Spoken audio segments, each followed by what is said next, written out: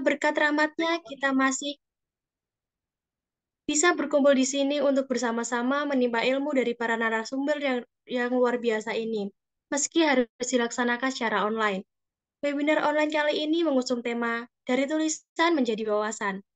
Sebelum memulai acara ini, perkenalkan saya, Krisna Yustianingsih, selaku MC pada pagi hari ini untuk membacakan susunan acara. Yang pertama, pembukaan. Yang kedua, pembacaan doa. Yang ketiga, menyanyikan lagu Indonesia Raya. Yang keempat, sambutan. Yang kelima, pemaparan materi oleh narasumber sekaligus diskusi dan tanya jawab. Dan yang terakhir, penutup. Sebelum memulai webinar kali ini, sebaiknya kita berdoa menurut kepercayaan masing-masing. Berdoa dimulai. Berdoa selesai. Memasuki agenda selanjutnya, yaitu menyanyikan lagu Indonesia Raya. Para hadirin dimohon duduk tegap dan mendengarkan dengan nikmat. Kepada panitia yang bertugas, dipersilahkan.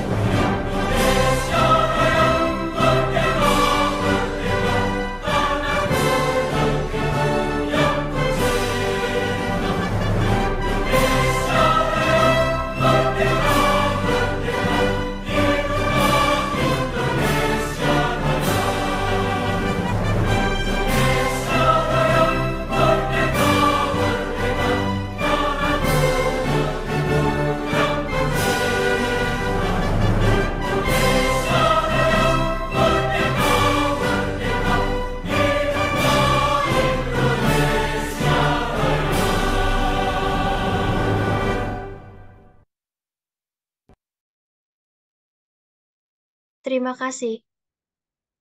Selanjutnya, sambutan dari Kak Afif Gani Zahron selaku Ketua UKM Penalaran dan Kreativitas Universitas Pembangunan Veteran Jawa Timur. Dipersilahkan. Oke, terima kasih sebelumnya. Assalamualaikum warahmatullahi wabarakatuh. Mohon maaf agak sedikit drama ya, karena masih perjalanan untuk keluar kota.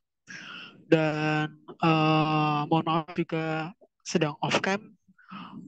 Yang terhormat kepada Bapak Sugiarto selaku pembina, yang saya hormati juga pada pemateri kali ini, dan yang saya banggakan ya kepada teman-teman semua, terutama dalam bidang astrat yang mengadakan acara ini yang sangat bagus. Em, eh, Pertama jelas saya mengucapkan terima kasih banyak, acara ini adalah terlaksana ya, sudah terlaksana ya. Nanti diharapkan nanti kita dapat mengambil banyak sekali pembelajaran saya ke depannya dari narasum kita yang nantinya juga bisa berdampak kepada diri teman-teman maupun secara UKM.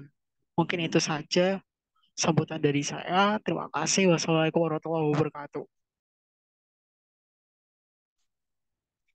Terima kasih atas sambutan yang diberikan oleh Kak Afif Gani Zahron selaku Ketua UKM Penalaran dan Kreativitas Universitas Pembangunan Nasional Veteran Jawa Timur. Selanjutnya memasuki acara inti, yaitu pemaparan materi oleh narasumber sekaligus diskusi dan tanya jawab oleh Kak Alfi Ardianti yang dipandu langsung oleh Nur Hayati selaku moderator. Kepada Nur Hayati dipersilahkan.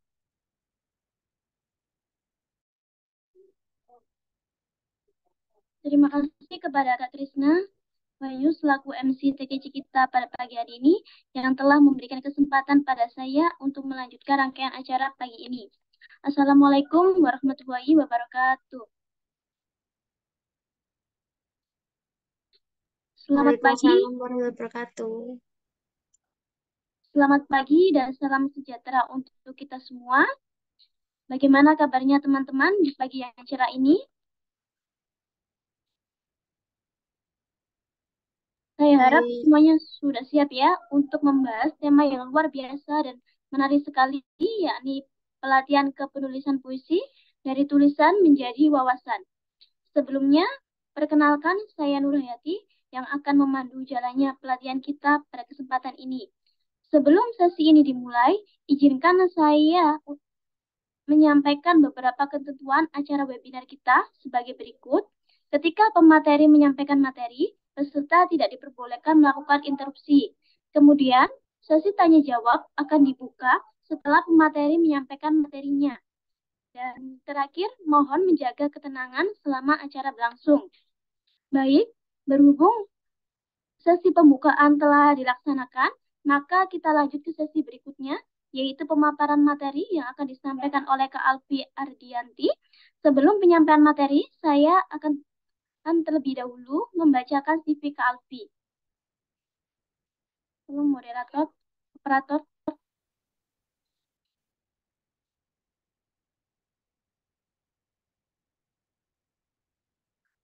Kak Alfi Ardianti ini merupakan salah satu mahasiswi di Universitas Pembangunan Nasional Veteran Jawa Timur. Beliau sekarang sudah semester 6. Riwayat pendidikan, Kak Alfi ini pernah belajar di SMA Negeri 1 Babat. Beliau lulus dengan jurusan Ilmu Pengetahuan Sosial pada Mei 2020. Dan sekarang, Kak Alfi ini adalah mahasiswi jurusan akuntansi di Universitas Pembangunan Nasional Veteran Jawa Timur sejak Agustus 2020 sampai dengan sekarang.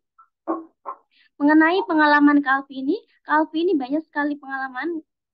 Ada pengalaman penelitian, dan juga selain itu juga ada keterampilan atau teknis. Di antaranya Enterprise Resolution Planning (IRP) berbasis Odon, kemudian pemahaman akuntansi laporan internal, lalu informasi akuntansi pajak, aplikasi akuntansi, kegiatan kepenulisan juga, kemudian berpikir secara rasional, kritis, dan analitis. Kalvi ini juga merupakan penulis konten, beliau juga bisa desain grafis, dan lain sebagainya. Selanjutnya adalah pengalaman organisasi dan komputer. Kalvi ini banyak sekali pengalamannya, salah satunya manajer education di Akuntan Muda Jawa Timur 2022, kemudian pernah menjadi ketua umum dari Millennial Speak Up 2022. Kalvi ini juga pernah menjadi ketua bidang kajian dan strategi di penalaran dan kreativitas UPN Veteran Jawa Timur 2022, di mana beliau sangat kreatif sekali membuat karya literasi seperti puisi, cerpen, dan lain-lain. Selanjutnya ada pengalaman kepanitiaan. Kalvi ini pernah menjadi divisi PDD pada lomba puisi dan cerpen UKM Penalaran dan Kreativitas UPN Veteran Jawa Timur pada 2021. Next.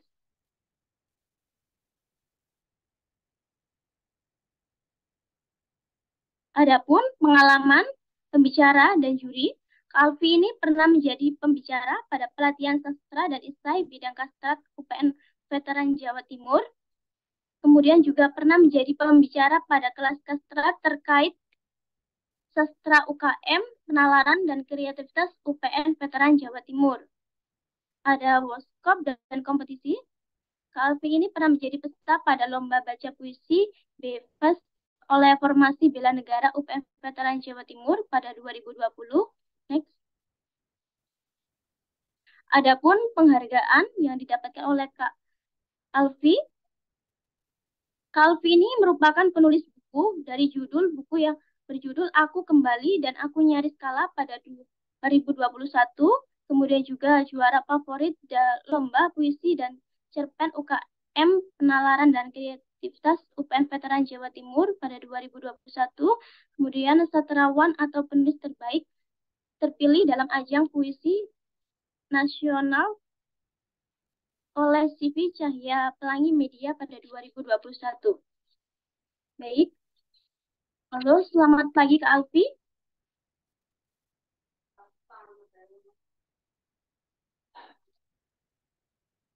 Baik, selamat pagi. Apakah suara saya sudah terdengar? Ya, terdengar.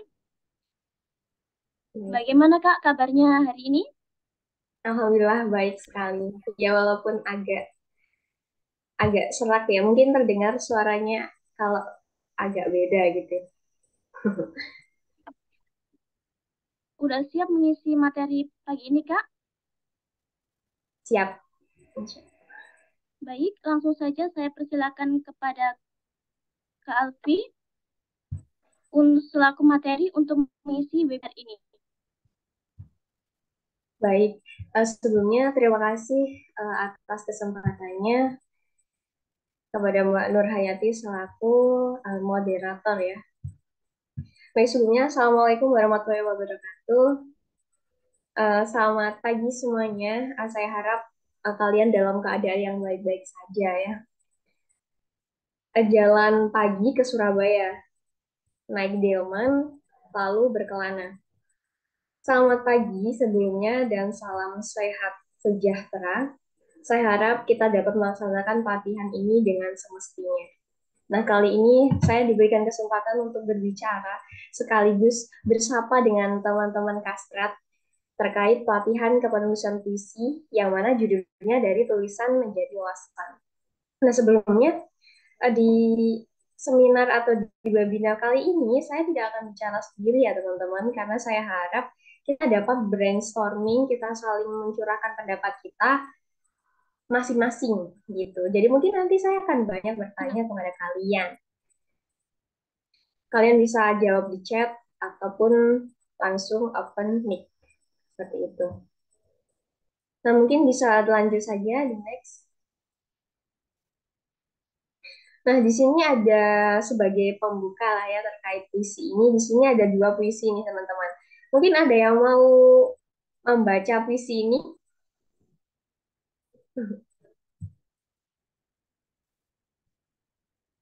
Mungkin ada partisipan yang mau.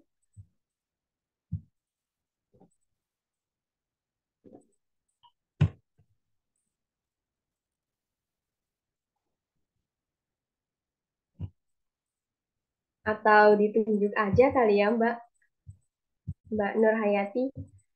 Iya, boleh Kak, ditunjuk aja.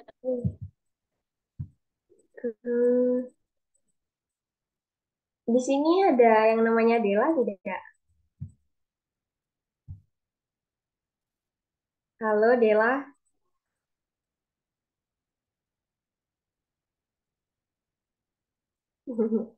Kayaknya mau-mau semua deh ya ini.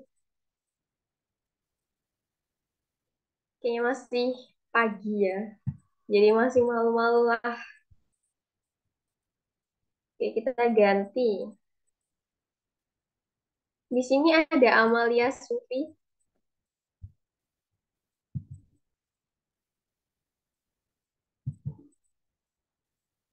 Ini kemana semuanya ya, teman-teman?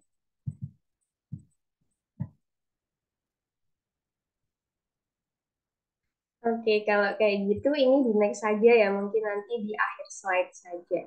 Oke, bisa di next. Oh iya. Beneran nggak bisa on mic ya?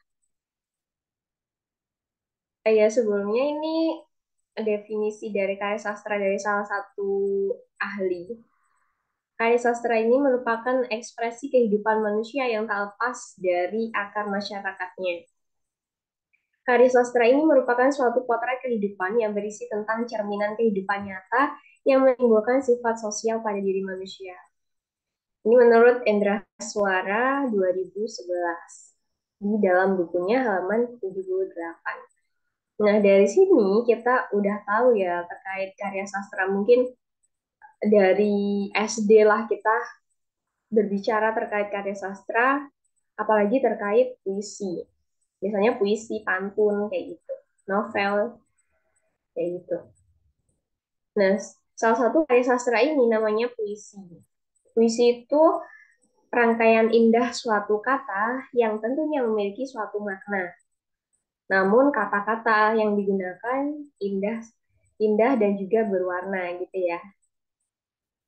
Dan ini juga berisikan terkait kehidupan nyata dari suatu dari seseorang yang mungkin dia ingin mencurahkan kehidupannya, ia ingin meluapkan perasaannya lewat suatu kata gitu. Baik, bisa di next.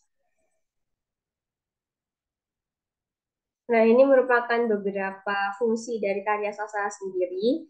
Ini yang pertama merupakan fungsi etis. Fungsi etis ini memiliki moral ya, memiliki pesan yang dikandungnya gitu. Jadi mungkin saya saat ini sedang bahagia ya karena dapat diberikan kesempatan untuk menyapa kalian. Mungkin habis ini saya mau bikin puisi terkait bagaimana perasaan saya terhadap kegiatan hari ini khususnya jam 9 pagi ini. Nah, mungkin saya akan mengisi atau meluapkan perasaan saya ini melalui puisi atau kata-kata yang indah yang dinamakan puisi itu sendiri. Lalu yang kedua ada fungsi estetis dan rekreatif. Nah, ini keindahan yang mampu menyejukkan. Dalam artian, puisi yang saya buat itu tentunya kalau dibaca itu indah ya, masuk ke dalam hati kita gitu. Kayak pokoknya kita kayak tergelincir lah masuk ke dalam kata-kata itu lewat suatu kata-kata yang emang benar-benar sudah dipilih gitu. Lalu ada fungsi didaktis. Nah, fungsi didaktis ini maksudnya melalui puisi yang kita baca, melalui puisi yang kita buat, melalui puisi yang kita pahami, kita jadi tahu majas itu apa sih, ini itu apa sih, kayak gitu. Misalnya di dalam puisi itu tuh ada kata cakrawala. Nah, sebelum kalian membaca puisi, kalian mungkin nggak tahu ya cakrawala itu apa gitu. Misalnya kayak gitu. Setelah kalian baca puisi dan kalian belum tahu, kalian browsing tuh, kalian search terkait cakrawala itu apa gitu. Lalu terkait bait misalnya, kalian sebelumnya belum tahu bait nih misalnya. Saya kalian eh, cari tuh terkait bait itu sendiri seperti itu. Ataupun majas seperti itu. Dan fungsi yang terakhir itu ada fungsi reflektis, yaitu penggambaran kehidupan melalui karya. Seperti yang sudah saya katakan tadi, yaitu bahwasanya saya meluapkan perasaan saya saat ini, saya meluapkan perasaan gambaran pagi ini itu melalui puisi yang saya buat nantinya. Gitu. Atau kalian mungkin saat ini sedang hektik mengerjakan suatu laporan dan ada suatu kendala, setelah itu malamnya kalian merenung dan ingin curhat tapi nggak tahu yang dicurhatin siapa, kalian bisa tuh menulis di buku kalian terkait puisi sebagai penggambaran pada pagi hari ini. Tapi mungkin teman-teman kalau udah ngerjain laporan hektik banget, udah nggak sanggup ya bikin puisi kayak gitu. Kecuali kalau emang kalian hobinya bikin puisi, baru tuh apa-apa kita bikinlah puisi. Mesti tuh anak-anak apa puisiable, anak-anak karya sastra itu pasti ada buku note atau apa yang mungkin bawa pakai buat catatan dia gitu. Tapi saya sih nggak ada sama sekali ya. Mungkin di buku kali ya. Ya bisa di next. Nah ini ada beberapa ciri-ciri karya sastra, khususnya di puisi ya. Tapi tidak menutup kemungkinan ini juga ada di karya sastra jenis lain seperti novel, cerita, prosa, pantun, dan lain sebagainya. Tergantung jenis apa sih itu. Yang pertama ada pemilihan diksi dan kata yang indah dan estetik. Nah, ini estetik bahasa-bahasa kini ya. Nggak ada yang indah, biasanya estetik gitu. anak-anak estetik. Nah, di puisi ya, ini yang menjadikan suatu kata atau kalimat kita itu berbeda dengan kalimat-kalimat yang lain. Kita kan mestinya udah pernah baca ya, baca buku terkait mata kuliah khususnya, ataupun buku-buku yang lain dengan puisi itu tentunya bahasanya akan berbeda. Kalau buku-buku mata kuliah atau buku-buku apa kan bahasanya formal ya, formal, informal, semi formal kayak gitu. Nah, kalau di puisi atau di karya sastra ini bahasanya bebas banget dan indah. Kita bisa berkreasi apapun sesuka kita, yang mana itu kalau kita baca tuh bikin terenyuh gitu. Bikin kita masuk di kata-kata itu benar-benar dan kayak kita kayak menghayati banget gitu dan pokoknya enak lah ya. Lalu yang kedua, memiliki isi yang penuh kisah sesuai pesan yang dikandung. Nah, ini seperti yang sudah saya bilang sebelumnya, bahwasanya tentunya kita akan menulis puisi itu ada tujuannya, seperti itu. Nggak akan mungkin kita menulis puisi itu cuman, isinya cuman gambaran-gambaran doang gitu, kayak apa, pagi hari yang buta, setelah itu bawahnya bersamaan dengan riuhan burung dan juga jingga. Nggak ada jingga ya. Setelah itu apa? Aku duduk di tepi danau samping rumah bersama hewan-hewan penuh makna. Kan nggak ada, itu nggak ada, please, itu nggak ada maknanya sama sekali dan itu amburadul kata-katanya. Dan itu mungkin bisa disebut puisi, cuman kurang baik karena emang pemilihan katanya belum pas. Ya kali ya pagi hari ada senja, ya kali di pagi hari ada jingga. Jingga ya paling matahari, tapi matahari kan jingga ya. Semburat semburat jingga kan. Lalu bersifat koherensi, kita pastinya tentunya tahu ya terkait bersifat koherensi ini. Lalu selanjutnya ada pengungkapan yang bersifat konotasi, bersifat sentimental terhadap pembacanya. Sebenarnya yang sebelumnya ini pengungkapan yang bersifat konotasi. Nah, kita mengenal arti terkait puisi yang sebenarnya dan tidak sebenarnya. Nah, di dalam puisi ini itu beberapa bait itu tentunya ada yang bersifat konotasi dan juga denotasi. Konotasinya, makna yang sebenarnya itu makna yang kita masukkan di puisi itu. Tapi kalau yang denotasi atau yang tidak sebenarnya, yang tidak sebenarnya itu ya terkait paling di bait satu keduanya itu nggak sebenarnya gitu. Tapi sebenarnya puisi itu juga tidak sebenarnya sih, cuman ada makna yang dikandung tapi tidak disampaikan dengan kalimat yang jelas tapi pakai kata-kata yang indah gitu. Jadi kita kayak berpikir dua kali lah, takutnya ambigu kayak gitu. Lalu bersifat sentimental terhadap pembacanya. Nah, ini merupakan salah satu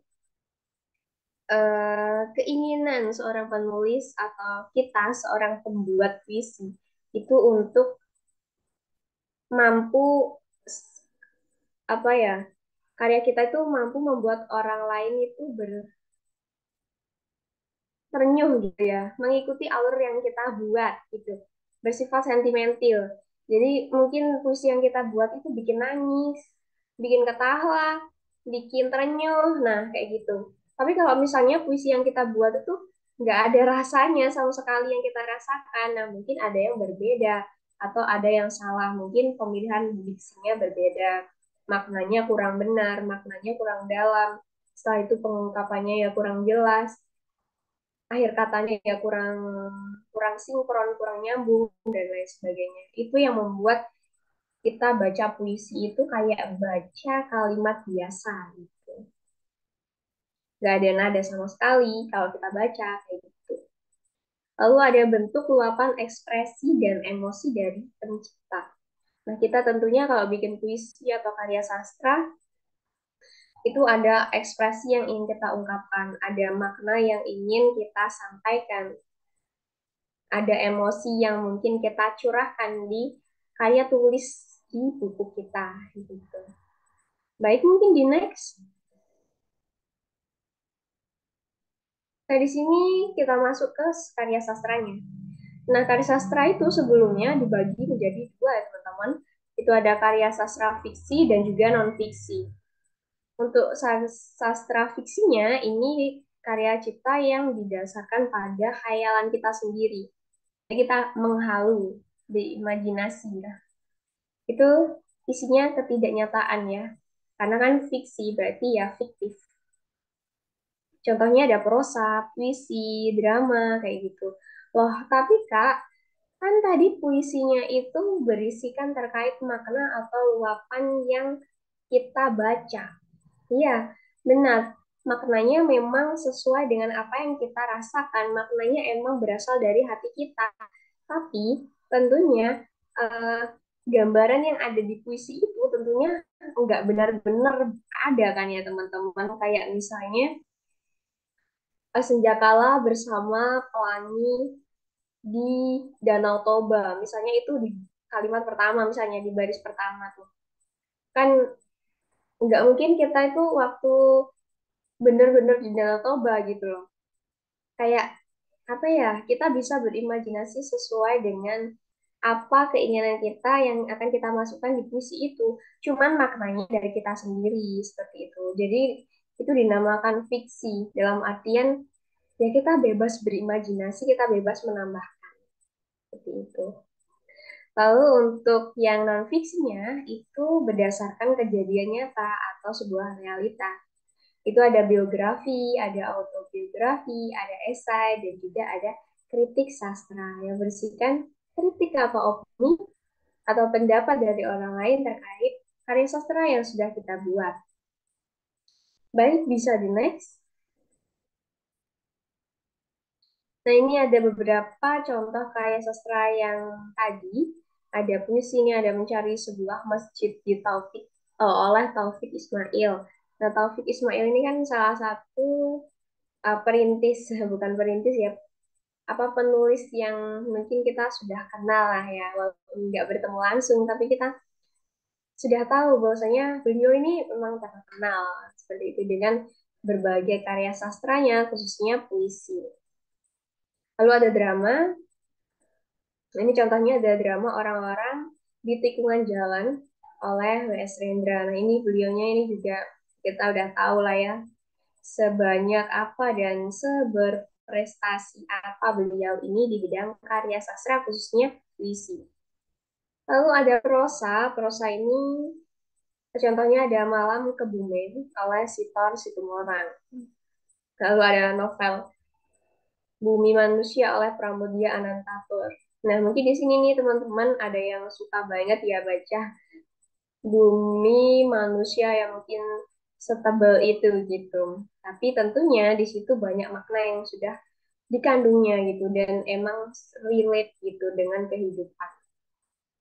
Karena memang bikin suatu novel sampai setebal itu tuh sulit gitu. Karena kita nggak akan mungkin kita ngasih alur yang stabil, yang apa ya, yang lurus saja kan nggak mungkin. Kita tentunya akan ada suatu konflik, lalu ada klimaksnya, ada pelaraiannya, ada pembukanya gitu. Dan nggak mungkin juga alur yang kita buat tuh kayak lempeng banget. Kita sebagai pembaca tentunya bakal bosan dan kayak buku ini sebenarnya konfliknya apa sih? Kayak nggak ada puncak-puncaknya sama sekali gitu. Lalu ada cerpen, cerpen ini Dalam Gelap oleh Henry Purwoko. Lalu ada esai, nah ini esainya belum dimasukkan ya. Padahal tadi sudah, berarti ini yang sebelum ini. Oke, kayak gitu. Esai ini ya, esai ini berisi terkait karya karangan karya sastra yang mana ini berisi dari opini atau pendapat kita sendiri. Seperti itu. Banyak banget esai yang terkait karya sastra, teman-teman, kita juga bebas untuk membuat esai ini. Biasanya itu kalau di kegiatan saat ini, itu ada banyak sekali lomba. Kan kita kenalnya esai, esai apa ya? Esai yang mungkin esai terkait generasi muda, terkait SJDS, dan banyak lagi. Tapi untuk karya esai di karya sastra ini berbeda. Jadi mungkin opini kita, jadi ada judul, ya ada pendahuluan atau pembuka, ada intinya, dan juga ada penutupnya. Yang mana masing-masing ini berbeda dengan yang esai sebelumnya. Kalau esai sebelumnya itu terkait terkait ilmu pengetahuan. Kalau esai yang karya sastra terkait opini kita atau pendapat kita atau curahan hati kita terkait suasana yang kita rasakan seperti itu. Dan bebas kayak nulis cerita lah ya. Namun kita tetap mengedepankan dari bahasa yang segan, bahasa yang berwarna, bahasa yang beragam. Yang mana kita bakal terjun seperti itu. Bisa di next?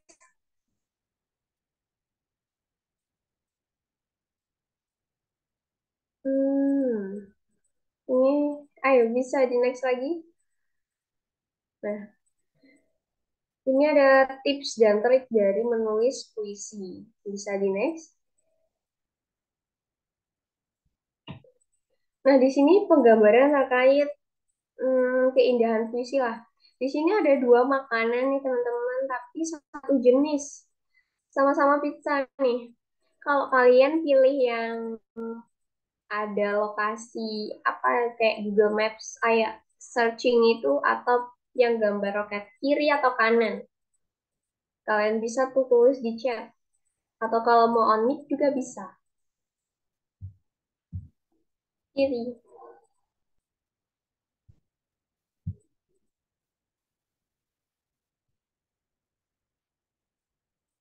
Ada lagi? Kiri ya.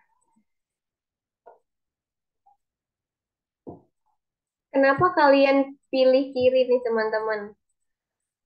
Padahal sama-sama pizza kan? Rasanya juga bakal tetap pizza. Lebih estetik. Emang apa-apa kalau estetik itu enak ya. Kalau indah tuh kayak bikin kita tergoda gitu.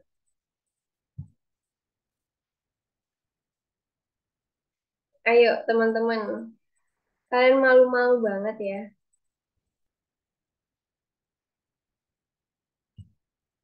Hari Jumat kudu produktif nih teman-teman.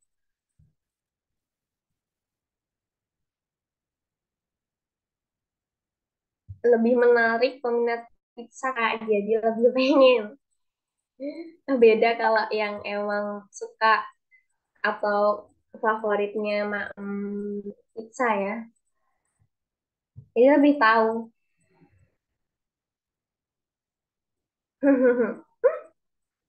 Karena lebih gampang buat dijelasin dan banyak banget unsur yang dapat dijabarin.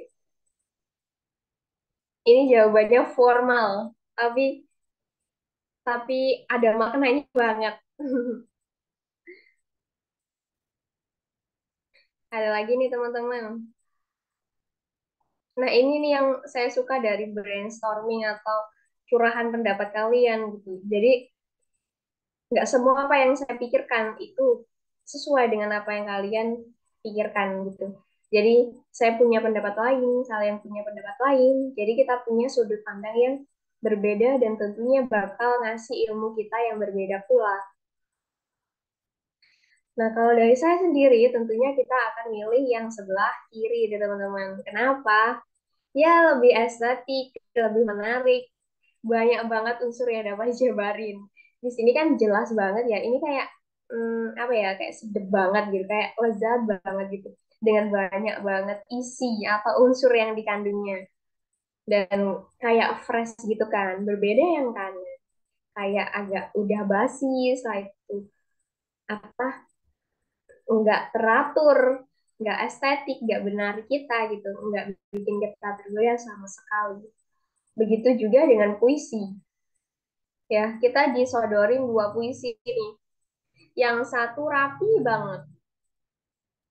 Yang ada 4 bait nih, misal ada 4 bait, setelah itu per baitnya ada 4 baris. Akhir kata, akhir dari kata itu hurufnya mungkin udah sempurna sesuai, judulnya menarik, tatanan bahasanya itu rapi, itu udah bagus gitu. Kita tertarik untuk membaca. Beda kalau yang satunya itu banyak banget baitnya, panjang. Setelah itu apa ya, satu baris itu kadang-kadang itu enggak cuman satu makna di satu kalimat, itu kadang itu enggak dijadikan satu baris, tapi bawahnya itu ada selanjutnya, ada apa ya, sambungannya. Nah, itu tuh yang bikin kayak kayak apa ya, kalau kita udah nolak gitu, kita kayak nggak tergoda untuk baca gitu ya, soalnya panjang gitu, tentunya bertele-tele gitu. Beda ya kalau kita bikin esai atau apa, tentunya kan harus panjang, nggak boleh sedikit-sedikit. Jadi kalau buat puisi lebih bagus ringkas, ringkas. Setelah itu semuanya udah mencakup apa yang kita ucapkan, enak dibaca kayak gitu. Dari penampilannya aja itu kita udah milih, kayak milih makanan. Kita udah tahu ini yang rapi yang mana, ini yang amburadul yang mana gitu. Baru kita lihat dan baca isinya. Mungkin isinya dari judulnya bagus, setelah itu pembukanya, penutupnya, isinya. Tapi kalau di puisi itu enggak ada pembuka sama penutup ataupun inti ya. Cuman pembuka sama isinya aja. Berbeda dengan karya-karya yang lain. Tentunya di novel atau di karya sastra, di cerita maksudnya, itu juga memiliki unsur-unsur yang berbeda pula. Lalu bisa di next. Nah, di sini ada pemilihan judul. Eh, Judul ini itu apa ya? Kayak first impression dari puisi itu sendiri gitu. Jadi kalau kita baca puisi dan puisinya itu penuh diksi ya, dari judulnya udah menarik, tentunya kita akan tergoda atau tertarik untuk membaca puisi tersebut. Berbeda kalau puisinya itu kayak kayak lempeng gitu ya, kayak judulnya tuh kayak misal eh apa ya? Kalau misal buku di ujung sana misalnya. Dari buku di ujung sana itu saya kayak berpikir isinya tuh apa ya terkait buku di ujung sana kayak gitu. Jadi belum hmm, kayak apa ya, kayak terlalu menghalu lah, kayak terlalu liar lah pikirannya, belum terbatas gitu. Mungkin kita bisa nih, ada contoh ini di sini ada senja di pelupuk mata. Mungkin itu terkait penggambaran terkait senja. Setelah itu senja ini diartikan orang yang dia sayang atau kita yang ingin dia raih gitu. Misalnya senja ini kita artikan sebagai keindahan cita-cita kita. Nah, tentunya di pelupuk mata berarti kan kita bisalah mengejar dari cita-cita itu, buah dari usaha kita sebelumnya. Lalu ada kidung kehidupan. Nah, mungkin di sini kita tahu kidung kehidupan ini berisikan apa, yaitu terkait gambaran kehidupan kita. Baik hari ini, hari besok, hari waktu kita kecil, itu kan kita bisa ringkas dijadikan puisi beberapa bait lah ya. Seperti itu. Dan ini ada nih skala rasa, rasa yang ini skala itu abstrak ya teman-teman, tidak terbentuk lah. Nah, mungkin ini isinya itu terkait konflik-konflik atau terkait gambaran terkait kisah rasa kalian gitu ya. Entah rasa kalian atau kisah kalian itu ada konflik, setelah itu apa ya belum terlaksana dengan sempurna kalau menurut kalian kayak gitu. So banget ya ngomong sempurna, padahal juga sama. Oke, bisa di next. Nah, ini ada pemilihan bahasa. Nah, salah satu yang membedakan puisi atau karya sastra dengan yang lain itu tentunya bahasa, teman-teman. Bahasanya berbeda dari yang lain. Ketika kita baca juga tentunya akan menghasilkan suatu rasa yang berbeda daripada kita baca kalimat biasanya, baca buku-buku biasanya, seperti itu. Nah, di sini kita perlu menggunakan majas sesuai konteks atau puisi yang kita buat. Majas ini berfungsi untuk keindahan aja, fungsi estetik. Setelah itu fungsi ini apa ilmu pengetahuan biar kita tahu majas ini fungsinya apa, definisinya apa, setelah itu tujuannya apa, kayak gitu. Kayak kita menggunakan majas sarkas lah di situ gitu.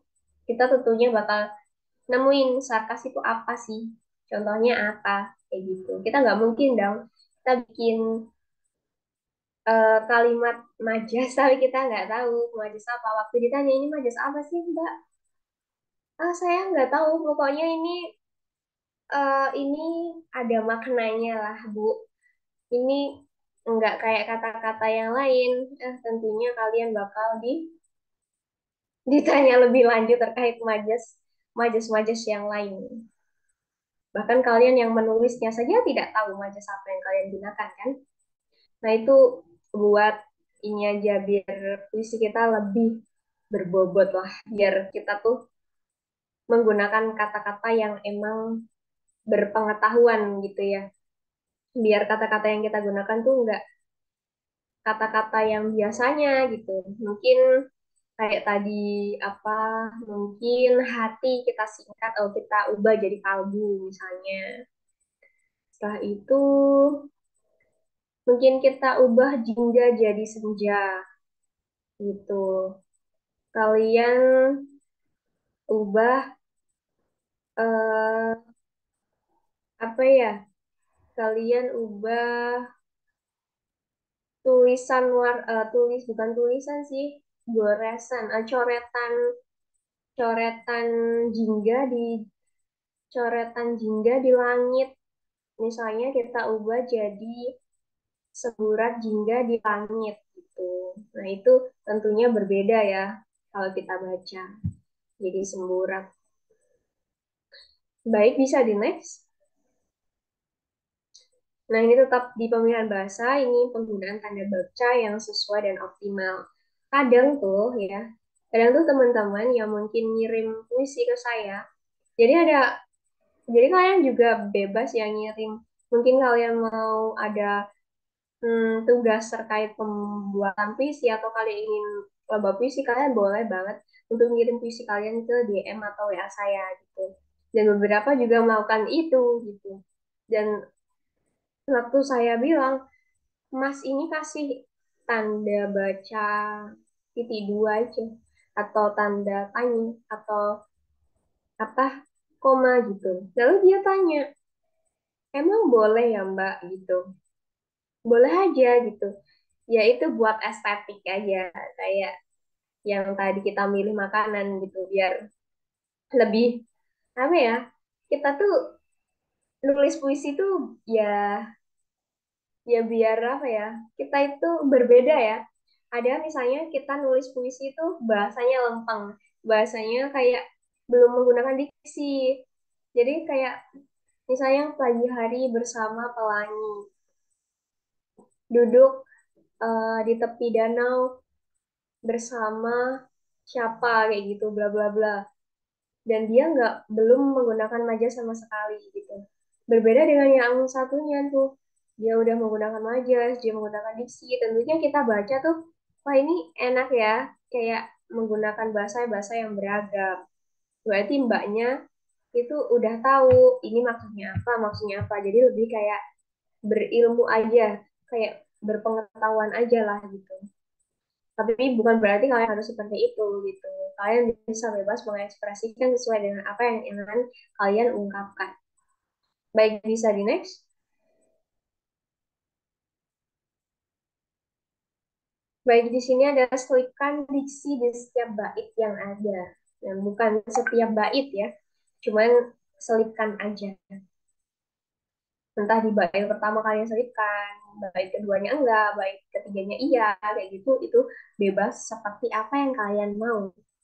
Nah, diksi ini juga isinya ya sama, terkait penggunaan kata-kata yang indah, yang estetik, yang mungkin bikin puisi kalian tuh terlihat wow gitu, terlihat kayak kayak enak gitu, kayak sejuk banget kalau dibaca.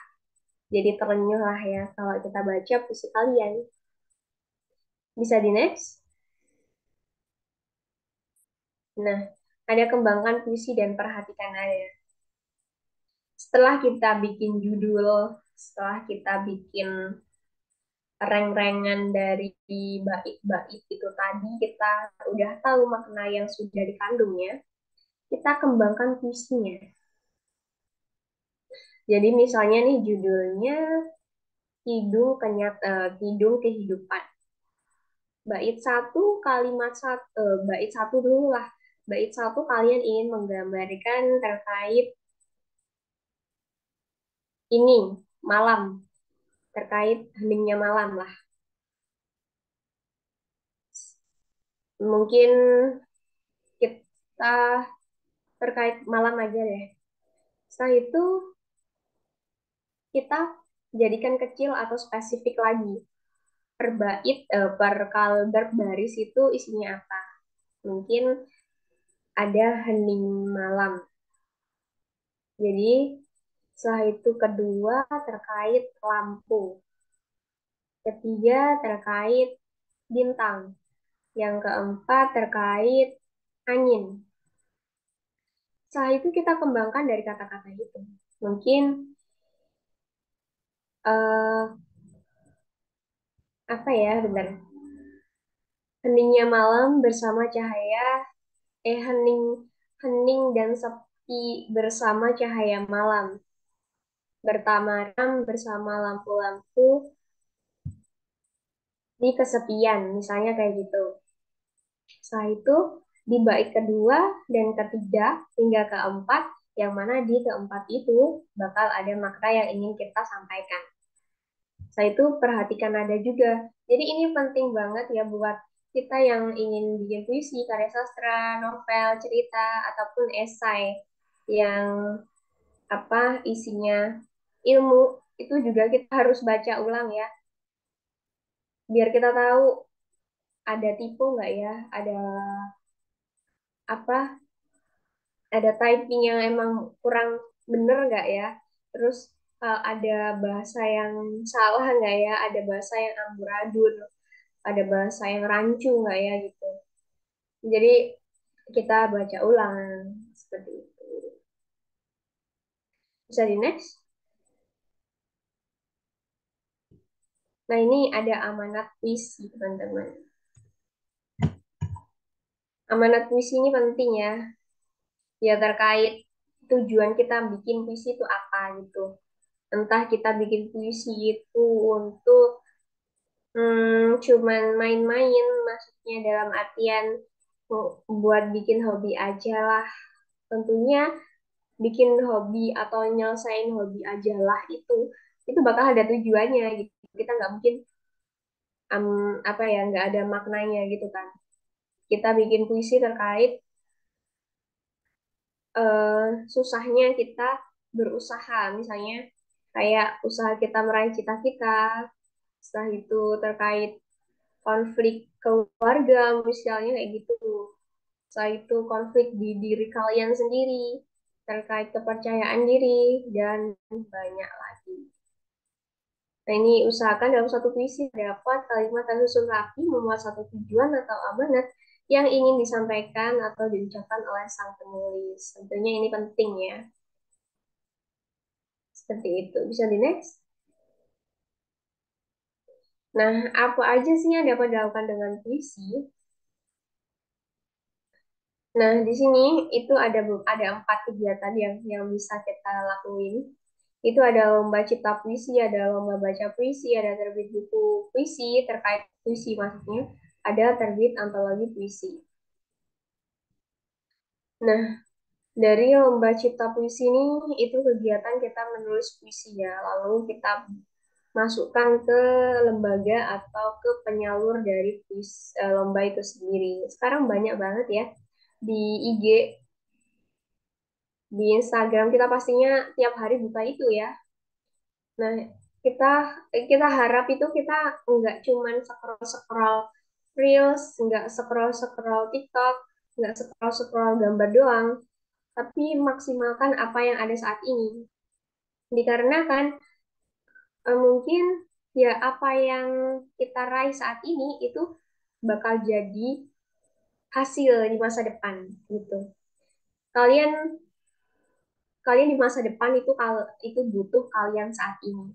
Kalian di masa depan butuh usaha kalian saat ini. Jadi bekerja keraslah kalian. Soalnya selama kita di UPN, selama itulah kita bisa mempersiapkan masa depan kita. Setelah kita lulus dari UPN, kita harus ambil langkah yang lain dan itu tentunya kita sendiri yang nentuin, bukan orang lain. Jadi kita nggak boleh gadol-gadol ya, atau numpang-numpang di orang lain karena kita nggak boleh ngejagain orang lain. Orang lain punya kesibukan sendiri. Kita mungkin saat ini temenan, bestian, tapi habis itu kita pasti punya kegiatan atau kesibukan masing-masing yang tentunya waktunya berbeda. Setelah itu beda hari, mungkin ada mereka yang kerja, saat itu yang satunya ada yang nerusin S2, yang satunya apa bikin bisnis, itu kan kita nggak bisa ketemu langsung. Tapi kalau di UPN saat ini masih bisa, cuman kita emang nggak bisa ngeharapin gitu. Saat ini kita ngerjain puisi, kita nggak boleh tuh nanti aja deh biar temanku aja yang ngerjain, kan nggak mungkin kayak gitu ya. Lalu ada lomba baca puisi. Nah ini sebagai tips lah ya buat baca puisi. Nah kalau misalnya kalian mau ikut baca puisi tuh rata orang-orang tuh kalau baca puisi ya rata ya itu pakaiannya itu biasa aja. Setelah itu mereka ngomong tanpa nada. Setelah itu mereka ini tanpa tanpa ritme. Setelah itu nggak ada mimik yang dia gunain. Atau kalau dia ngegunain raut mukanya, itu cuma muka doang. Tangan-tangan atau kaki atau apalah, itu nggak gerak sama sekali gitu. Itu biasanya teman-teman tuh gitu, yang masukin video baca puisi tuh gitu teman-teman. Cuma beberapa yang cuma beberapa yang pakaiannya itu niat, tangan kakinya itu gerak, raut mukanya menjiwai. Nah, itulah yang berbeda, itulah yang bakal akan diambil gitu. Jadi gampang sih menurutku kalau ikut baca puisi ini.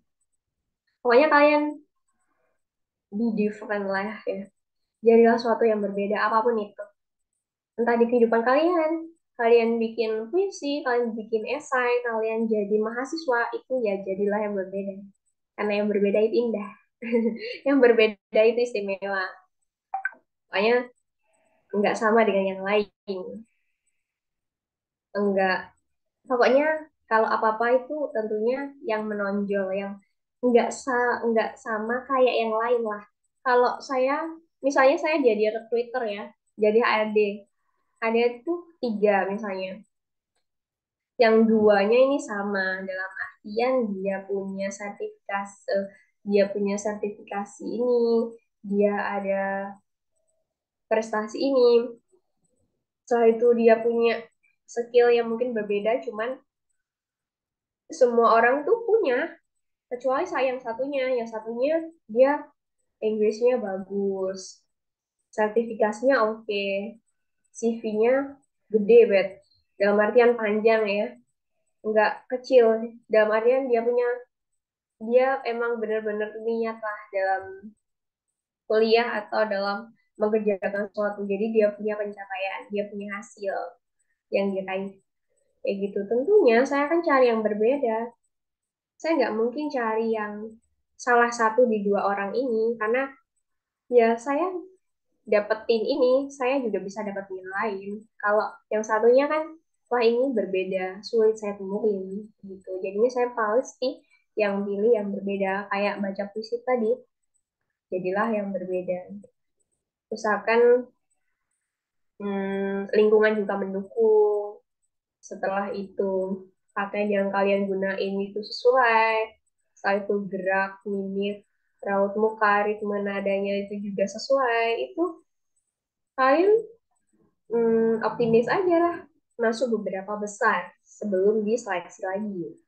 Tapi biasanya saat kita ngirim video ya langsung ada pengumuman 1, 2, 3 dari juaranya.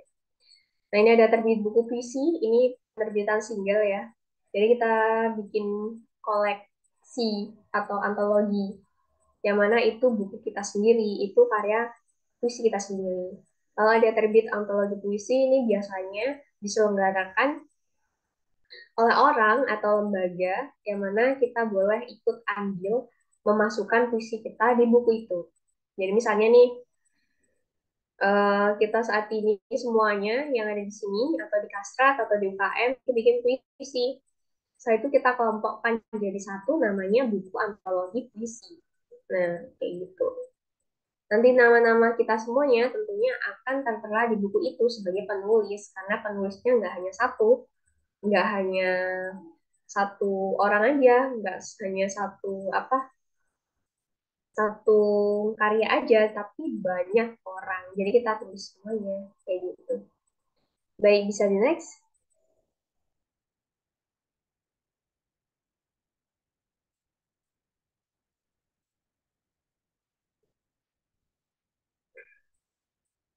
Nah, ini ada buka bedah buku ya. Biasanya ada ya, cuman saat ini saya nggak bahas ini ya, soalnya mungkin kita ganti ke motivasi aja deh ya. Ya, bisa di next. Di next lagi. Lagi. Baik. Nah, eh, ada beberapa topik yang nggak saya masukin di slide ini, soalnya ada keterbatasan waktu dari saya sendiri untuk membuat. Soalnya di minggu-minggu, di bulan ini tuh agak-agak hektik gitu. Barusan juga ada acara, setelah itu tanpa hapus make up langsung masuk ke Zoom. Kayak gitu, cuman beberapa aja yang dihapus sih. Lari-larian untuk ganti pakaian yang benar kayak gitu. Apalagi habis habis sakit juga. Jadi saya harap teman-teman jaga kesehatan selalu. Soalnya ini musim-musimnya agak nggak enak gitu. Di sini juga sekitarnya banyak yang sakit. Hanya emang hawanya atau suasana agak-agak adem-adem gimana gitu ya. Jadi jaga kesehatan. Karena kalau kita sakit ya rencana yang kita buat bakal amburadul. Definisi apa ya? Definisi kita perencana, Allah penentu, Tuhan penentu gitu ya. Baik, di sini ada beberapa poin yang nggak saya masukin di PPT-nya. Kita jelasin lewat sini ya. Nah, biasanya teman-teman tuh, hmm, teman-teman tuh pertanyaannya atau yang jadi kendala itu, Kak, saya bikin puisi ini judulnya ini, cuman saya stuck di bait satu gitu misalnya. Kenapa? Ya soalnya saya bingung milih kata, misalnya kayak gitu. Atau saya bingung Kak kalimat selanjutnya itu gimana, atau bingung saya suasana yang saya masuk kayak gimana kayak gitu. Nah, itu gimana sih kita nyikapin hal itu gitu. Yang pertama, kita bisa bikin reng-rengan yang tadi. Kayak bikin judulnya apa, baitnya berapa, saya itu intinya apa, maknanya jangan lupa. Tentunya kita kalau bikin makna, kalau saya sendiri itu bikin puisi itu tentunya kita tahu ya makna atau tujuan apa sih kita bikin puisi itu. Misalnya eh, saya ingin bikin puisi terkait cita-cita saya sendiri atau usaha saya untuk meraih asa gitu ya. Itu maknanya atau tujuan yang ingin saya buat gitu. Lalu maknanya itu kita nggak boleh menyerah untuk melakukan usaha atau bergerak terus melangkah untuk dapetin asa kita walaupun kita pelan ya, pelan tapi terlaksana. Itu lebih baik daripada kita berhenti nanti berlari. Itu lebih baik pelan-pelan aja tapi terlaksana. Karena kadang kalau kita udah berhenti, kita akan tenggelam di perhentian itu dan kita udah males untuk melangkah lagi. Ya, nah itu kita bikin reng-rengannya. Bait yang pertama itu terkait suasananya apa, yang kedua agak masuk ke intinya. Setelah itu bait ketiganya ini juga hampir mendekati terkait maknanya. Setelah itu yang keempat itu terkait maknanya itu sendiri. Setelah itu kita bikin tuh yang satu terkait suasana apa ya, suasana terkait hari itu, misalnya semangat pada pagi hari ini. Setelah itu yang kedua apa, ketiganya gimana, dan keempatnya terkait maknanya itu sendiri. Nah itu kita bikin rengan-rengan itu. Lalu kalau kan saya itu bikinnya langsung ya Kak, spontan. Saya malas untuk bikin rengan-rengan atau eh, saya pengennya langsung nulis aja sih Kak. Saya kemarin cuma nulis aja, saya itu stuck dan nggak bisa ngembangin saat ini gimana ya solusinya Mbak. Nah, kalian baca ulang ya. Kalian baca ulang, setelah itu kalian tentuin suasananya lagi. Yang mirip sama kalimat sebelumnya. Misalnya yang atas itu terkait yang tadi, heningnya malam bersama sepi. Setelah itu udah stuck kalian di situ. Setelah itu gimana ya cara bikin bikin kalimat baru? Kalian bikin tuh susun di bawahnya yang mirip-mirip dengan ada suasananya hening, sepi, dan juga terkait kesepian itu tadi gitu. Mungkin ada terkait bintang-bintang di malam hari yang selalu menemani. Seperti itu. Setelah itu bawahnya lagi tuh kalian tulis lagi. Setelah itu bawahnya lagi hingga selesai. Kayak gitu. Jadi carilah kalimat-kalimat yang mirip dengan kalimat yang sebelumnya. Setelah itu kayak gini, Mbak, eh, saya kan pernah ya baca puisi, itu diksi-diksinya tuh indah banget. Apakah mereka itu menghafal semua diksi? Jelas no ya. Karena kita juga manusia, kalian juga manusia, dan kita punya kesibukan. Nggak mungkin dong kita cuma ngapalin diksi doang. Apalagi nggak masuk di dalam mata kuliah, kayak gitu.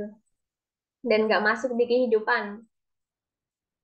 Nah, itu nggak mungkin juga kan kita nanti ditanyain kamu tahu nggak sih diksi langit?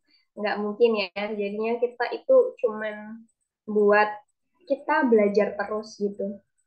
Kita pernah melihat, misalnya kita buka IG ya, biasanya di Reels itu tuh ada kayak kumpulan diksi estetik gitu, atau kumpulan diksi indah gitu. Saya itu kita baca, kita lihat, oh cakrawala itu ini, oh ini tuh langit itu apa, lintang bintang, saya itu ada malam itu apa, amaran itu apa, dan more. Dan itu tentunya akan membekas gitu. Nah, kalau kita sering lupa gimana? Pasti kita bakal ingat. Soalnya apa ya? itu tuh nggak hanya satu kali kesempatan gitu. Entah saat ini kita membaca cakrawala ya, mungkin di next itu kita buka browsing atau kita nemuin kata itu, saat itu kita nemuin suasana yang dimaksud dari cakrawala itu, kayak gitu. Itu terkait start. Nah, di sini cuman ini kan kemarin karena saya juga alhamdulillah udah punya ini buku sendiri terkait novel, dan di UKM ini juga berlangsung terkait buku, karena apa ya, di 1 tahun ini itu kayak perombakan sistem penerbitan buku tuh berubah total gitu. Yang awalnya apa, kita itu ini apa, yang awalnya kita kalau mau nerbitin buku itu bebas dalam artian udah jadi. Maksudnya apa ya? Maksudnya itu udah kita bikin puisi, kita bikin antologi, ya udah ini kita serahin ke penerbit. Setelah itu biar mereka yang ngurusin ISBN, kontrak kerja dan banyak lagi itu mereka. Cuman sekarang itu diubah banyak gitu. Jadi kita ngakuin kita bikin puisi, setelah itu kita ngirim ke penerbit, penerbit ini apa ngurusin semuanya dulu, berkas-berkas kontrak kerja, perjanjian dan perapihan sesuai dengan keinginan mereka, sesuai dengan aturan dari penerbit itu sendiri. Setelah itu baru dikirimkan ke ini apa, lembaga yang ISBN itu apa, bukan perpus apa ya, saya lupa, itu mereka yang nerbitin ISBN-nya yang nantinya akan masuk di perpus apa yang perpus pusat nasionalnya itu gitu. Itu mereka. Nah, di situ bakal diseleksi lagi tuh. Di situ diseleksi lagi apakah ini apakah ini boleh apa enggak, apakah ini ada unsur-unsur sara atau enggak. Nah, itu diseleksi lagi. Setelah itu kalau emang ini udah benar, udah aman lah, itu dia bakal ngembaliin ke ininya, ke penerbitnya lagi. Misalnya kayak ini, Mbak atau Ibu, ini buku ini boleh saya terbitin, saya kasih ISBN boleh. Cuman misalnya namanya tolong satu aja ya, misalnya kayak gitu. Kita nggak boleh lembaga atau kita nggak boleh nulis UPN, itu nggak boleh. Kita nulis satu orang aja. Misalnya Mbak Nur Hayati ya, ya udah Nur Hayati aja. Oveliana, ya Oveliana Puspitasari aja, nggak boleh banyak orang. Di buku itu kan ada ya bawahnya ada oleh siapa gitu. Nah itu nggak boleh kita kasih oleh UPN atau oleh UKM Penalaran, itu nggak boleh. Jadi satu orang aja. Gitu. Setelah itu udah deh penerbitnya ngomong, Mbak ini nggak boleh UPN, gimana? Satu orang aja ya? Iya gitu. Setelah itu ya udah kalau gitu saya rapikan lagi. Nah, itu dan banyak banget yang diubah. Tapi cuman kalian nggak perlu putus asa ya kalau mau nerbitin buku. Pokoknya kalian udah selesai ya udah biarin aja penerbit yang berjalan. Kalian cuma mungkin bacalah kontrak kerja atau kontrak perjanjiannya, materai-materainya, tanda tangannya, jangan sampai lupa. Setelah itu tinggal mereka yang ngurusin semuanya. Yang penting kalian ini udah selesai sama bukunya kayak gitu. Saya itu ada yang tanya, Mbak Alfi itu kan anak akuntansi ya. Ngapain kok bisa suka puisi atau aksara atau bahkan bikin buku gitu. Bah, eh, Kebetulan dia anak akuntansi juga. Padahal saya mikir jurnal aja nggak balance, Mbak. Kenapa Mbak malah nyibukin diri untuk bikin buku gitu. Saya itu ya kalau kalian suka, tentunya kalian bakal terusin ya. Kalian bakal lanjutin itu gitu. Dan perjalanannya juga cukup jauh sih ya. Bukan jauh sih, ya nggak terpikir kalau bisa bakal nerbitin buku kayak gitu.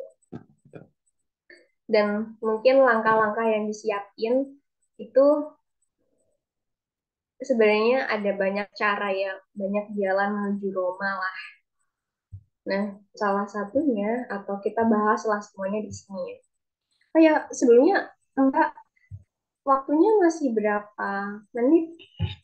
Masih lama kah?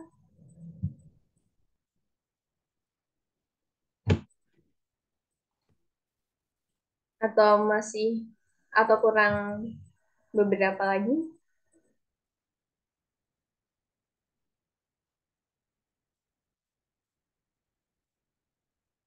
Mungkin saya bisa kira-kira waktunya berapa gitu.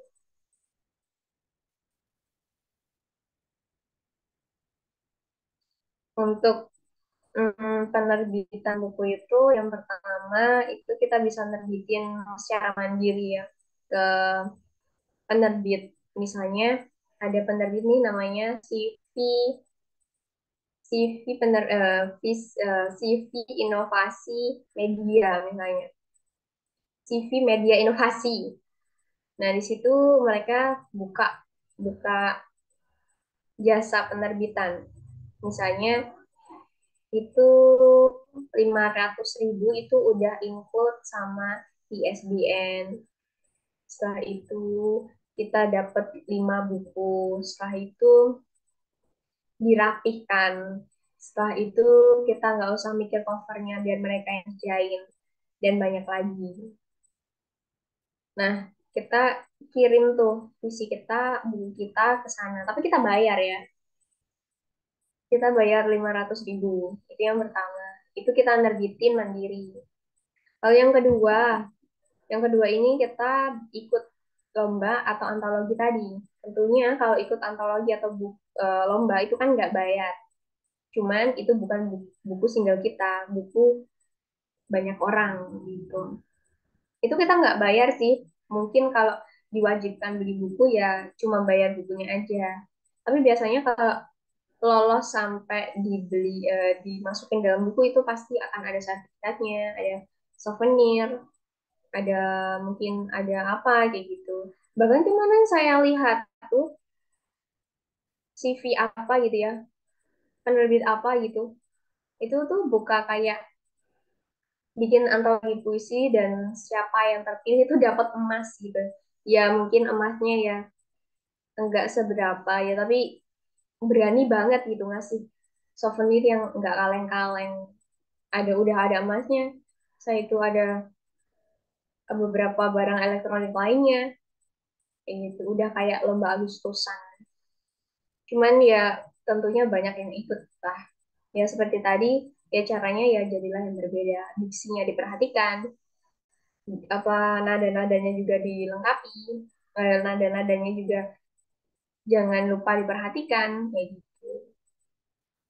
Bait-baitnya dan banyak lagi. Nah, sesuai sama judul kita, oke. Sesuai sama judul kita berwawasan ya, menulis puisi untuk yang mana isinya dari puisi itu ada wawasan, ada ilmu pengetahuannya gitu. Nah, dari puisi itu tentunya seperti tadi itu ada tujuannya. Dari situ kita banyak banget kita belajar terkait puisi itu. Misalnya nih kita baca puisi saya sendiri. Oh ya di sini tadi itu ini apa? Ya, tadi kan saya mau ajak brainstorming ya.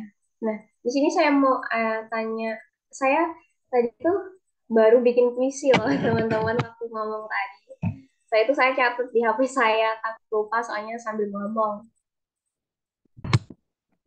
Jamnya kurang 5 menit lagi toh. Nah, di sini saya mau baca nih teman-teman puisi saya sendiri. Nah, mungkin nanti kalian bisa apa ya rangkai judulnya ya atau hikmah apa sih yang ingin saya tunjukin di situ. Oke, kita mulai ya. Senja di kala batas sana. Kutemui jingga cakrawala duduk di tepi bersama di skala dunia. Renungan kalbu hangat menyapa. Manakala aku bersamanya, ku temui hangat rasa istimewa. Ku berlari tanpa putus asa, ku temui ia secepatnya. Aku hanya manusia biasa, tentu tak sempurna, tak istimewa. Aku merangkak hingga berlari ke ujung dunia, menemuimu dengan bangga. Oke, itu puisinya. Mungkin ada tuh judul yang ingin kalian ambil atau ingin kalian berikan ke saya. Kalian bisa tulis di chat dan termasuk hikmah atau amanat yang saya beri atau saya masukin di situ. Agak ambigu puisi saya memang. Soalnya emang saya sengaja dibuat ambigu. Mungkin kalian ada yang mau ngomong, ada yang mau speak up, ada yang mau ngetik, dipersilahkan.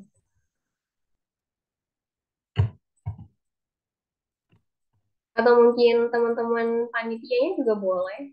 Atau Mbak moderatornya atau Mbak MC-nya juga boleh.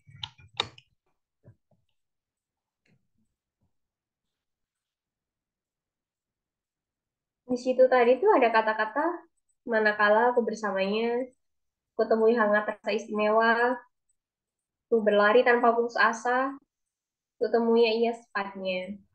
Ada juga manusia biasa, tak sempurna, dan yang terakhir ada menemuimu dengan bangga. Itu apa sih yang saya ingin sampaikan? Ada yang mau coba tidak? Kalian kalau ngomong atau ngetik santai aja ya, nggak perlu tegang. Ini nggak ujian.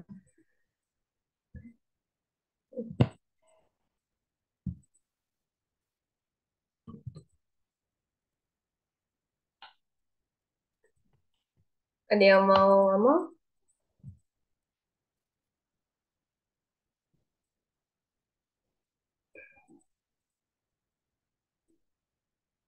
Hmm,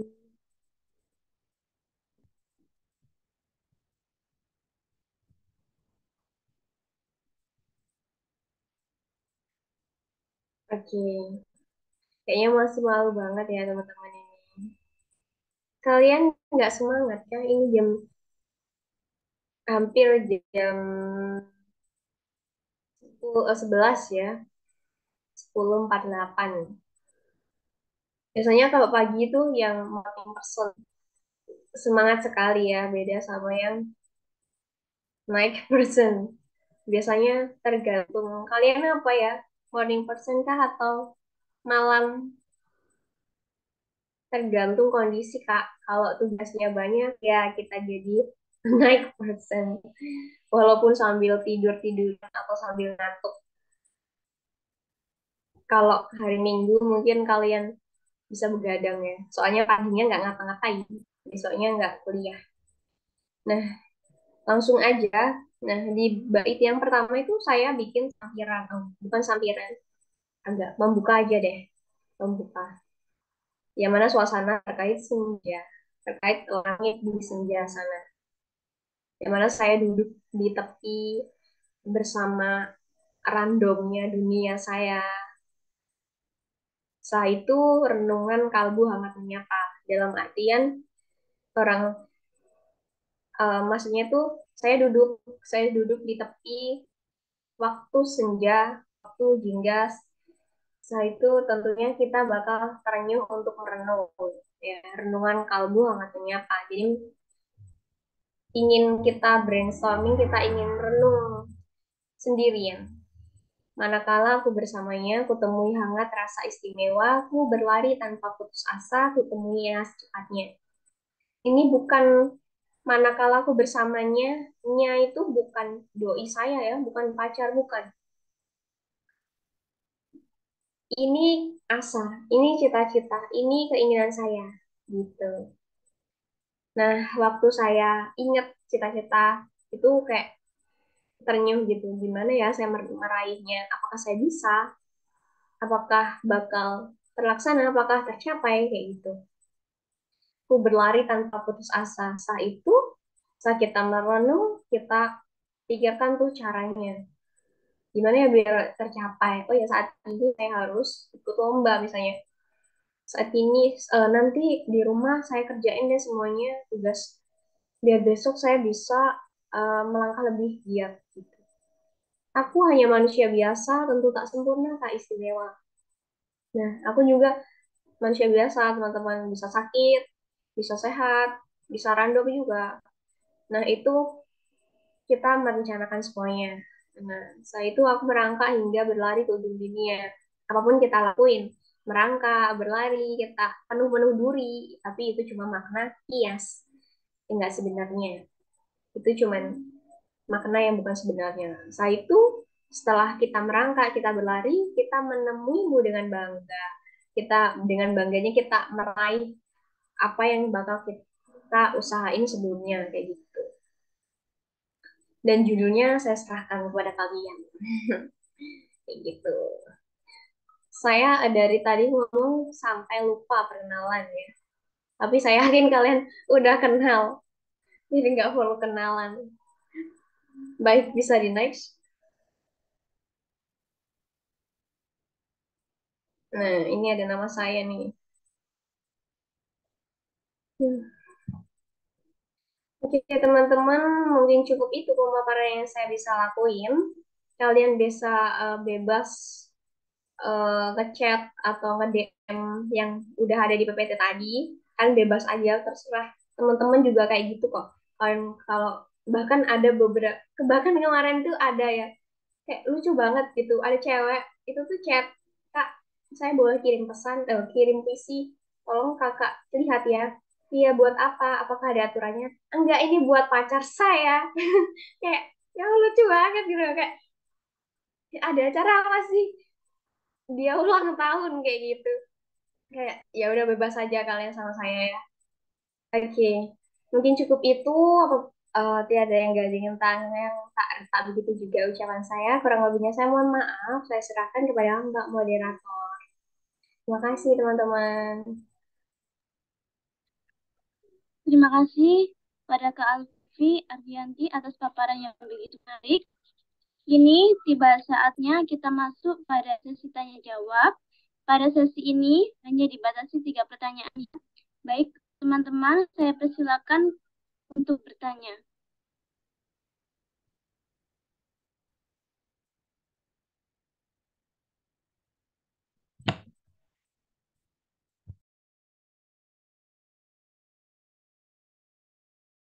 Ayo teman-teman bertanya. Jika tidak ada yang bertanya, ini saya akan tunjuk loh.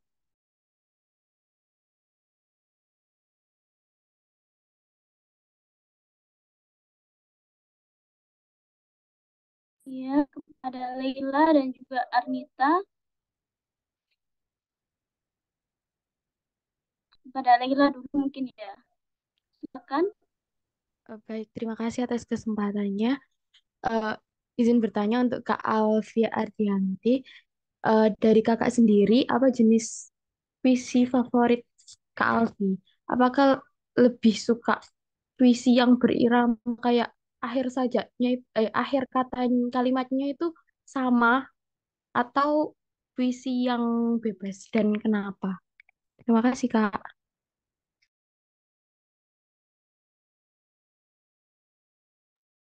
Baik, terima kasih juga.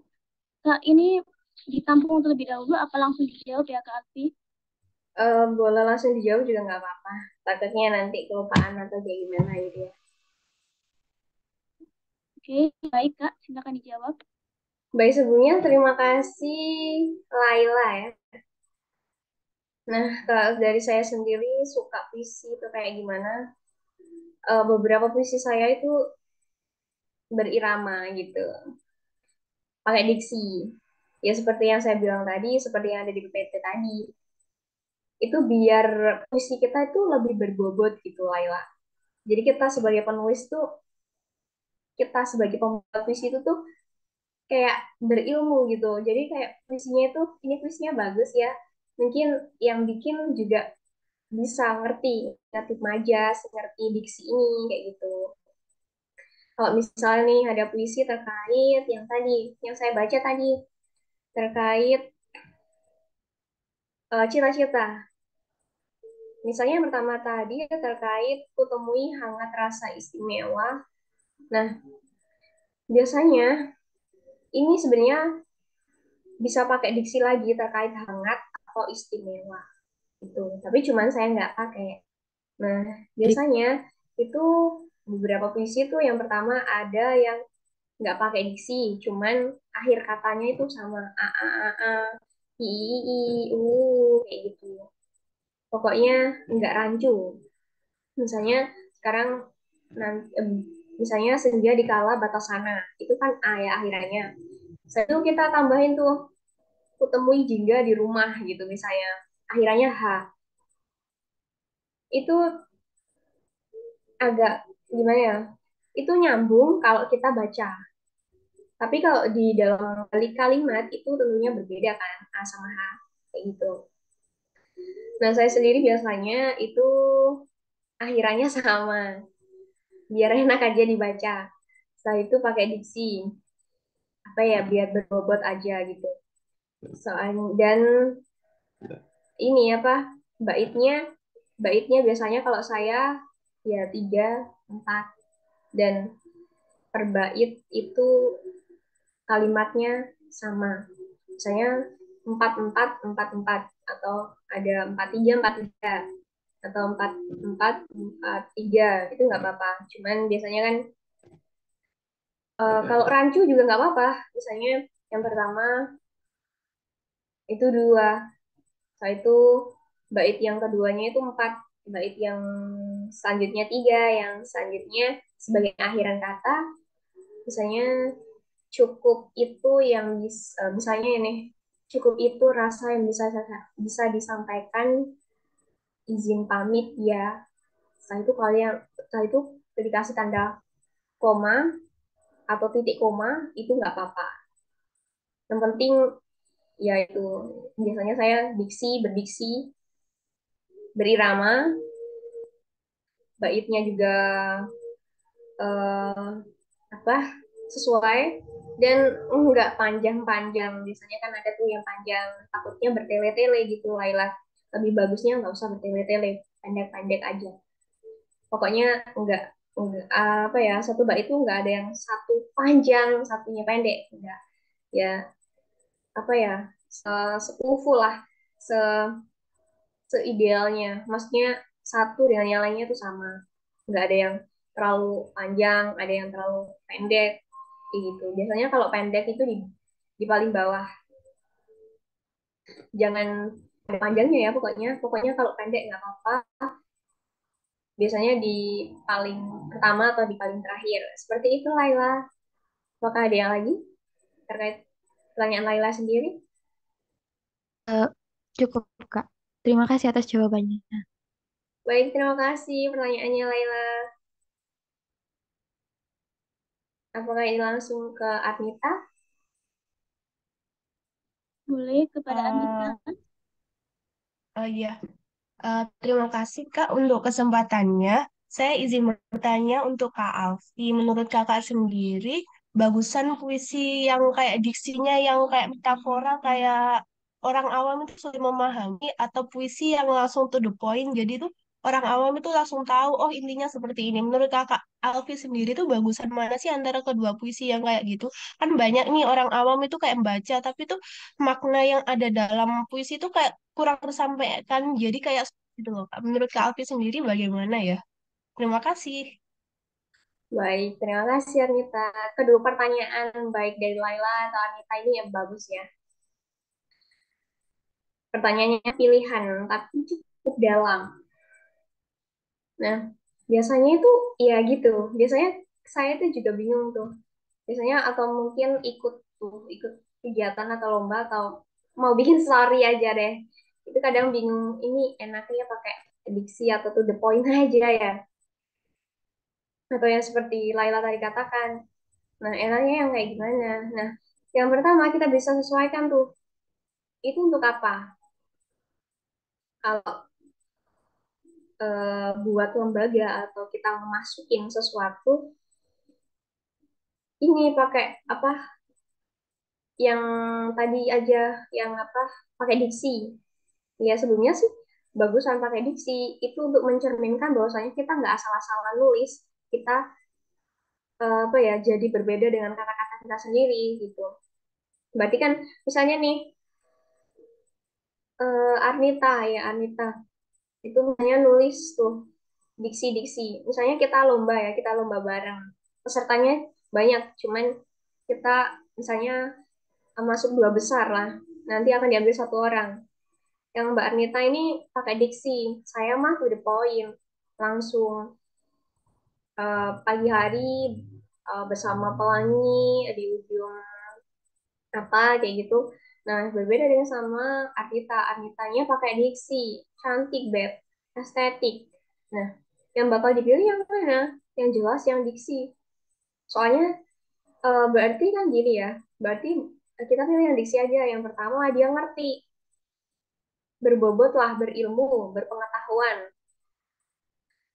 Setelah itu dia tahu aksara, dia tahu kaya sastra, dan dia tahu maknanya seperti apa. Berbeda nih dengan Mbak Alfi.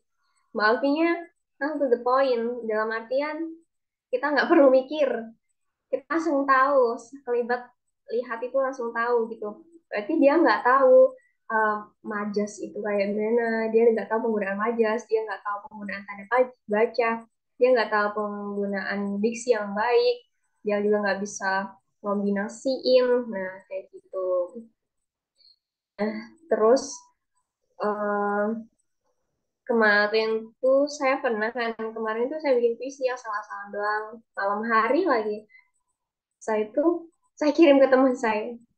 Ternyata katanya bagus, walaupun saya amburadulin pakai diksi semua malah. Ternyata katanya dia bagus. Kamu ngerti nggak sih diksinya apa? Kalau saya juga nggak ngerti kok. Ada yang tanya kan saya ya, kayak itu diksi baru gitu. Dan itu waktu itu saya pakai bahasa Sanskerta pula. Saya tanya, aku baru tahu makna ini. Kamu tahu kah gitu kan? Saya itu dia bilang, enggak, aku nggak tahu. Cuman dari kata-kata sebelumnya itu pasti sudah tergambar, ya kan ya? Kayak kita baca bahasa Inggris atau kita ngedengerin orang bahasa Inggris, kita nggak perlu tahu semua arti di masing-masing kata, cukup intinya. Misalnya tuh ada eat ya, makan. Intinya eat. Nah, di sebelum kata-kata sebelumnya itu banyak bla bla bla bla, banyak banget. Nah, kita nggak perlu tahu intinya dia makan, kayak gitu kan? Karena sebelumnya udah ada maknanya, yaitu makan. Begitu juga visi. Sebelum-sebelumnya dari bait yang pertama dan kedua, dari kalimat yang sebelumnya, dari kata yang sebelumnya tuh tergambar, oh suasananya malam. Saya itu ada bahasa Sanskertanya. Oh berarti paling ini suasananya kayak gini. Nah gitu. Jadi kayak nyambung aja deh. Kayak kayak sebelum kita tahu makna yang sebenarnya, ya kita udah tahu intinya kayak gimana, kayak gitu, Anita. Jadi pakai diksi aja lebih bagus. Tapi maknanya jangan ambigu. Tuh, tunjukin lagi maknanya ini biar nggak ambigu, nggak sesuai, biar sesuai sama apa yang ingin kamu ucapkan atau ingin kalian sampaikan. Kayak gitu, Anita, bagaimana? Oke, Kak. Terima kasih untuk jawabannya. Terima kasih, Anita.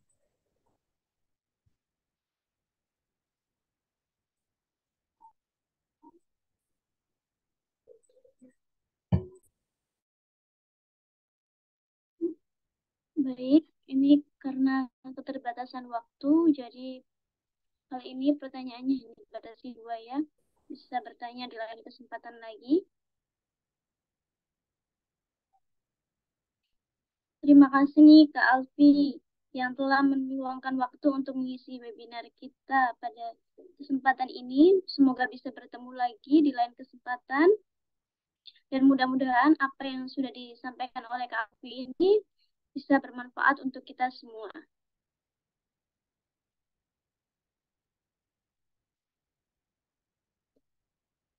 Baik, saya kembalikan lagi ke MC. Terima kasih paparan dan diskusi yang luar biasa ya, sehingga kita dapat bisa mendapatkan banyak bekal untuk diaplikasikan dalam kehidupan sehari-hari. Untuk peserta dimohon tidak meninggalkan room Zoom dikarenakan akan ada penugasan yang diberikan. Untuk panitia yang bertugas, dipersilahkan.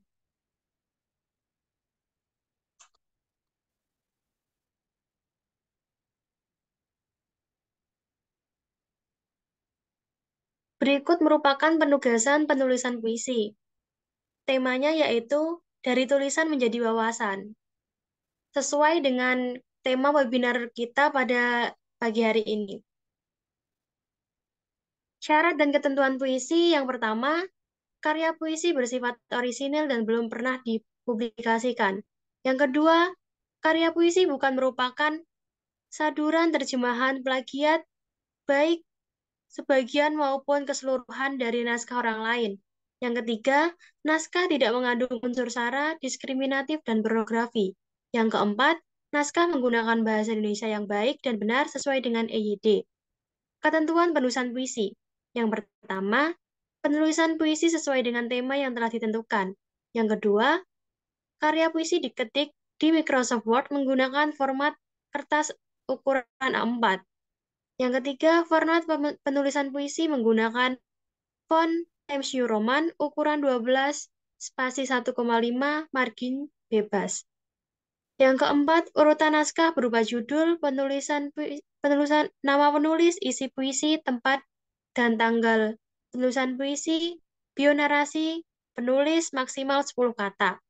Contohnya bisa dilihat di sini, yaitu ada judul, setelah itu ada karya, nama penulisnya, isi puisi, terus selanjutnya tempat penulisan puisi.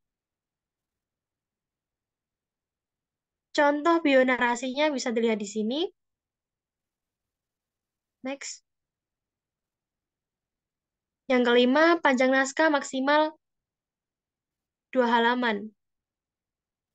Pengumpulan puisi, karya puisi dikirim dalam bentuk dokumen, doc, atau doc, dua format penamaan file naskah puisi, judul, underscore, strip, nama puisi, contoh, sabda yang tertulis, Mawarsari. Ketiga, ukuran tidak boleh melebihi 10 MB. Keempat, naskah puisi dikirim ke link pengumpulan berikut ini. Yang kelima, deadline-nya 5 Agustus 2023.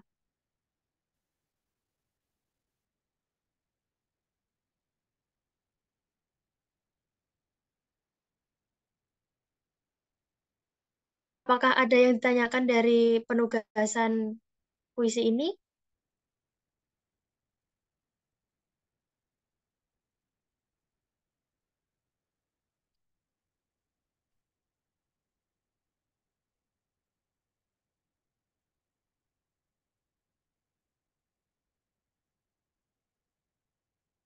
Jika belum ada, kita lanjut ya.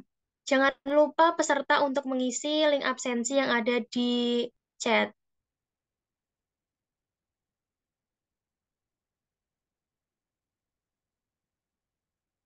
Sebelum mengakhiri acara pada siang hari ini, izinkan kami mendokumentasikan kegiatan. Dimohon kepada teman-teman untuk menyalakan kamera Zoom. Pada hitungan ketiga, panitia akan foto layar yang ada pada saat ini.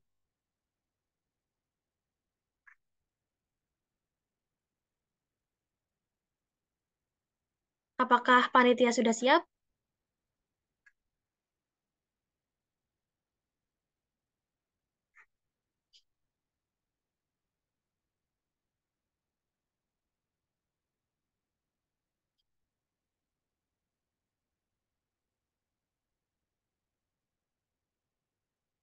Oke, kita mulai ya pada hitungan ketiga.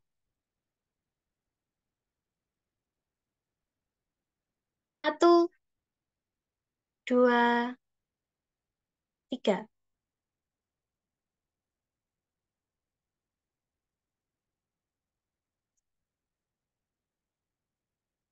Terima kasih kepada Kak Alfi yang sudah mengisi kegiatan webinar pada kali ini. Kepada Kak Afif Ganizaro selaku Ketua UKM Penerangan dan Kreativitas. Dimohon juga untuk meninggalkan room Zoom. Terima kasih. Terima kasih kepada narasumber, moderator, serta para peserta yang telah menyimak acara dari awal sampai dengan akhir.